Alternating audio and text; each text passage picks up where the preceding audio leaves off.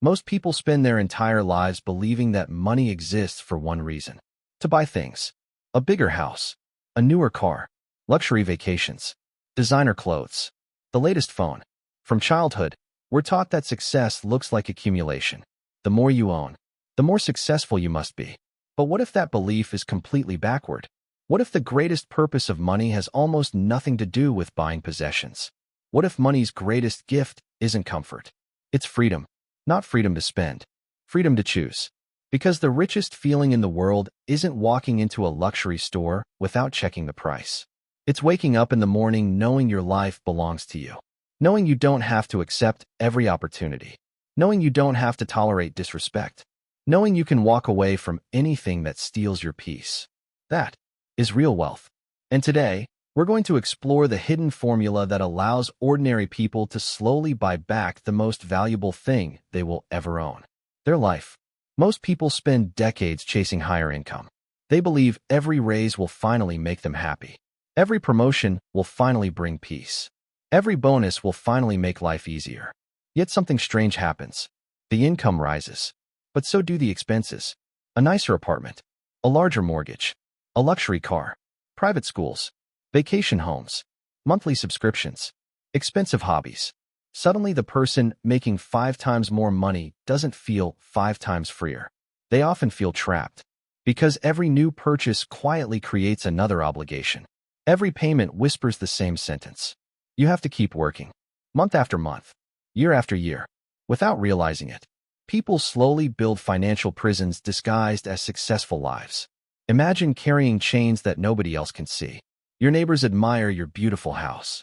Your friends compliment your expensive car. Your coworkers envy your lifestyle. But they don't see what those things cost. Not financially, emotionally. Every expensive possession demands something: time, attention, maintenance, insurance, repairs, stress. The house needs fixing. The luxury car needs servicing. The expensive lifestyle demands constant income. Suddenly you aren't working because you love your career. You're working because your lifestyle refuses to let you stop. This is one of the greatest financial illusions. Owning more can quietly mean owning less of yourself. Think about the happiest moments you've ever experienced. Were they really about expensive possessions? Or were they about time? Time with family, time traveling, time creating, time laughing, time sleeping peacefully, time watching your children grow, time sitting quietly without worrying about tomorrow. Money cannot create happiness directly, but it can remove many of the obstacles standing between you and happiness. That's why wealthy people eventually stop measuring success by what they buy. They begin measuring success by what they no longer have to do. They buy back their mornings. They buy back weekends. They buy back vacations. Eventually, they buy back their freedom. Imagine receiving a huge raise tomorrow. Most people immediately imagine upgrading everything: a larger house, a nicer neighborhood, a luxury SUV, premium furniture, fancier restaurants. The upgrades feel deserved. After all, you worked hard. But here's the problem: your new lifestyle quickly becomes your normal lifestyle. Psychologists call this hedonic adaptation. Humans adapt incredibly fast. The excitement fades. The bigger house becomes ordinary. The expensive car becomes just transportation. The luxury watch becomes another object. But the monthly payments remain. The happiness disappears. The obligations stay. That's why so many people earning hundreds of thousands of dollars still live paycheck to paycheck. They didn't buy freedom. They bought responsibility. Let's imagine 2 people. Alex earns $80,000 a year. Jordan earns $300,000. Most people instantly assume Jordan is wealthier. But let's look deeper. Jordan spends nearly everything: massive mortgage, luxury cars, private clubs, designer clothes, high-end vacations. Jordan needs every paycheck. Missing just a few months of income creates panic. Now look at Alex. Smaller apartment, reliable used car, minimal debt, simple lifestyle, consistent investing, emergency savings. Alex could survive for years without panic. Who is actually wealthier? The one earning more, or the one who owns their own choices? Freedom isn't measured by income. It's measured by dependency. Every dollar you earn asks you one question: will you spend me today, or will you buy freedom tomorrow? When you spend money carelessly, that dollar disappears forever. When you invest wisely, that dollar becomes a tiny employee, working, growing, producing. year after year. Eventually, thousands of tiny employees begin working while you sleep. That's how freedom grows. Not through dramatic lottery wins, but through patient ownership. Money isn't valuable because of what it buys today. Money becomes powerful because of what it earns tomorrow. Modern society constantly encourages complexity. More subscriptions, more devices, more commitments, more possessions, more obligations. Yet the people with the greatest peace often own surprisingly little. Not because they're poor, because they're intentional. Every unnecessary possession costs attention. Every unnecessary commitment costs energy. Every unnecessary payment costs freedom. Simplicity isn't about sacrifice.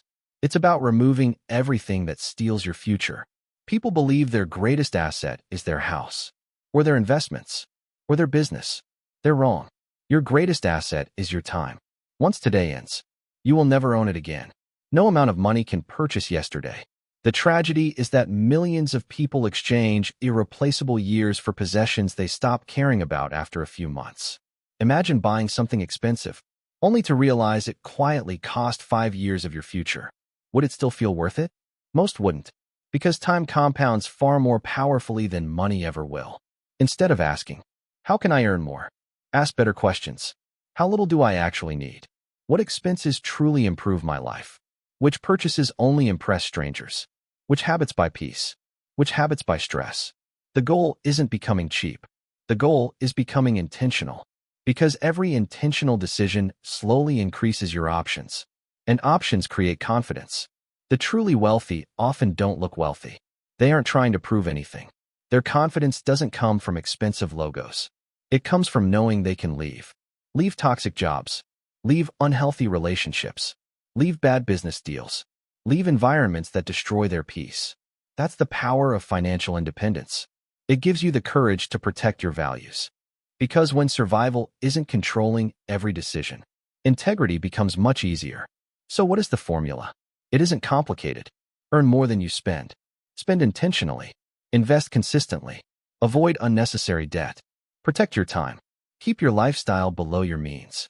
Allow compound growth to work patiently. Repeat for years. Not weeks. Not months. Years. Freedom rarely arrives dramatically.